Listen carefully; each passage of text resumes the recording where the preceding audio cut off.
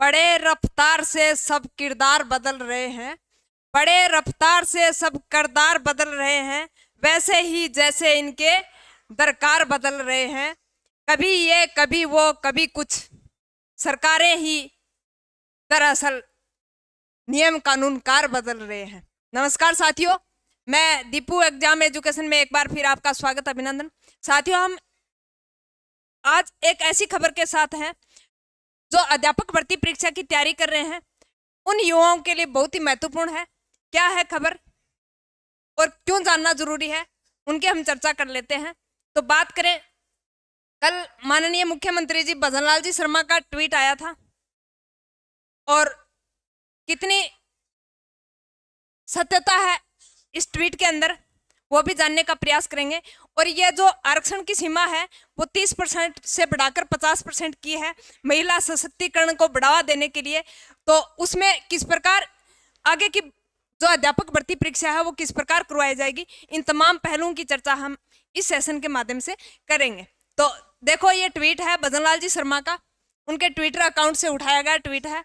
इसमें लिखा है कि संकल्प पत्र का एक और वादा हमारी सरकार ने किया पूरा।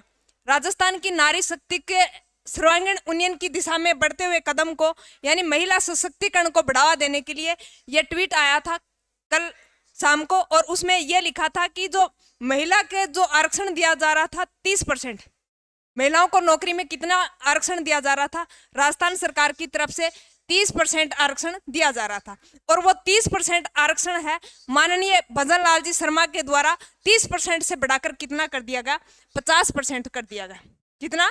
50% कर दिया गया। देखो, यह है संकल्प पत्र और इसमें लिखा है, क्या लिखा है, मुख्यमंत्री का महिला सशक्तिकरण की दिशा में बड़ा फैसला। तृतीय श्रेणी, यानी सिर्फ और सिर्फ कौन सी भर्ती के लिए है? तृतीय श्रेणी भर्ती परीक्षा के लिए है। शिक्षक भर्ती में महिलाओं को मिलेगा 50% आरक्षण। तो महिलाओं के लिए सबसे बड़ा सुनहरा अवसर है और ऐसा बताया जा रहा है सूत्रों से खबर के मुताबिक, यानी लगभग 27,000 पदों पर वैकेंसी आने वाली है 3rd ग्रेड की। और जो बच्चे जिन्होंने अभी से तैयारी स्टार्ट नहीं की है वो कृपया करके तैयारी स्टार्ट कर लें, बड़ा सुनहरा अवसर है और विशेषकर महिलाओं के लिए तो बड़ा अच्छा अवसर है। और यह 30% आरक्षण है वो 50% कैसे लागू हुआ उसकी भी हम चर्चा करेंगे। तो यह है मुख्यमंत्री भजनलाल शर्मा के नेतृत्व में राज्य सरकार महिलाओं के सशक्तिकरण एवं उनके सर्वांगीण विकास के लिए प्रतिबद्ध है। इसी क्रम में मुख्यमंत्री ने संकल्प पत्र में किए गए एक और महत्वपूर्ण वादे को पूरा किया है। श्री शर्मा ने तृतीय श्रेणी भर्ती परीक्षा में महिलाओं के लिए, किसके लिए? सिर्फ और सिर्फ महिलाओं के लिए आरक्षण की सीमा 30% से बढ़ाकर कितनी कर दी गई है? 30% से बढ़ाकर 50% करने के लिए राजस्थान पंचायती राज अधिनियम में संशोधन के प्रस्ताव को मंजूरी प्रदान की। यानी ये कौन से अधिनियम के माध्यम से संशोधन होता है? तो राजस्थान पंचायती राज संशोधन अधिनियम में यह संशोधन किया गया है और उसमें आरक्षण की सीमा है वो 30% से बढ़ाकर कितनी कर दी गई? 50%। किसके लिए? महिलाओं के लिए। कौन सी भर्ती के लिए? अध्यापक भर्ती के लिए। यह आपको ध्यान में रखना है, कल का ट्वीट है। अब कैसे आरक्षण मिलता है और आरक्षण का लाभ किस प्रकार मिलता है, उन बातों की चर्चा करेंगे। आपने देखा होगा साथियों, कई ऐसी भर्तियां हैं जिसके अंदर लगभग मेल और फीमेल की मेरिट सेम सेम रहती है। मेल और फीमेल की मेरिट सेम सेम रहती है। सेम सेम का मतलब बहुत ज्यादा कुछ अंतर नहीं रहता, कोई पॉइंटों का अंतर रहता है या फिर आधे नंबर का अंतर रहता है। तो लगभग कैसी रहती है? सेम रहती है। आप कहोगे 30% आरक्षण है तो फिर सेम कैसे? देखो, ये पहले की जो कट ऑफ है ये उठाई है आपको सिर्फ समझाने के लिए। उसमें देखो, यानी सीटें हैं वो किस प्रकार रिजर्व होती हैं वो देखो, यानी कैटेगरी वाइज क्या होती हैं?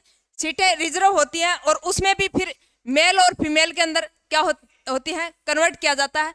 मेल के लिए अलग और फीमेल के लिए अलग आवंटित किए जाते हैं। पदों का बंटवारा अलग अलग किया जाता है, पहले कैटेगरी में और उसके बाद मेल और फीमेल के लिए फिर अलग अलग, जैसे विडो है, डिवोर्स है, इनके लिए अलग अलग क्या की जाती है? सीटों का बंटवारा किया जाता है। अब मान लीजिए सीट क्या है, मान लीजिए किसी भर्ती के अंदर 50 सीटें, मान लीजिए किसी भर्ती के अंदर कितनी सीटें हैं? 50%, सॉरी 500 सीटें हैं और 500 सीटों में 30% सीटें पहले किसके लिए होती थी? महिलाओं के लिए, यानी ये 30% सीटें किसके लिए रिजर्व थी, सिर्फ और सिर्फ महिलाओं के लिए। अब बाकी आप कहोगे यानी 30% कितना हो गया, 150, यानी इन 150 सीटों पे सिर्फ और सिर्फ किसका अधिकार था, महिलाओं का अधिकार था। किसका अधिकार था, महिलाओं का अधिकार था। अब बाकी जो सीटें बच गई 450, सॉरी 350, मैथ थोड़ी कमजोर है, 350 सीटें बच गई। अब 350 सीटें बची हैं, उसमें अधिकार किसका होगा, आप कहोगे उसमें फिर सिर्फ और सिर्फ किसका होगा, मेल का होगा। तो ऐसा नहीं है साथियों, ऐसा नहीं है। तो फिर किसका होगा, यानी बची हुई जो 350 सीटें हैं उसमें मेल और फीमेल दोनों का अधिकार होगा, मेल और फीमेल दोनों का अधिकार होगा। अब इसी प्रकार अब है आरक्षण बढ़ाकर कितना कर दिया, 50%। अब 50% मान लीजिए 100 सीटें किसी भर्ती के अंदर 100 सीटें हैं, उसमें से 50% सीटें किसके लिए रिजर्व कर दी, 50% सीटें फीमेल के लिए रिजर्व कर दी। किसके लिए, फीमेल के लिए रिजर्व कर दी। और उसके बाद बची सीटें कितनी, यानी 50%। और उन 50% में कौन कौन आएगा, इनके अंदर मेल और फीमेल दोनों आएंगे। क्या आएंगे, मेल और फीमेल दोनों आएंगे। ये आप ध्यान में रखना, यह नहीं कि 50% महिलाएं लग गई और बाकी 50% पुरुष, ऐसा नहीं है। सिर्फ 50% महिलाएं इसके अंदर रिजर्व है, इसके अंदर मेल नहीं आ सकते। और बाकी जो 50% बच गए उसके अंदर मेल और फीमेल दोनों आ सकते हैं। क्या, मेल और फीमेल दोनों आएंगे किसके अंदर, जो बाकी 50% बच गए हैं। तो महिलाओं के लिए बहुत ही अच्छा सुनहरा अवसर है। अब अपनी तैयारी को मजबूत धार देते हुए, यानी प्रगति के पथ पर आप अपने कदम बढ़ाएं। 50% आरक्षण कम नहीं होता, 50% आरक्षण कम नहीं होता और बाकी 50% पे भी अधिकार है। अब किस प्रकार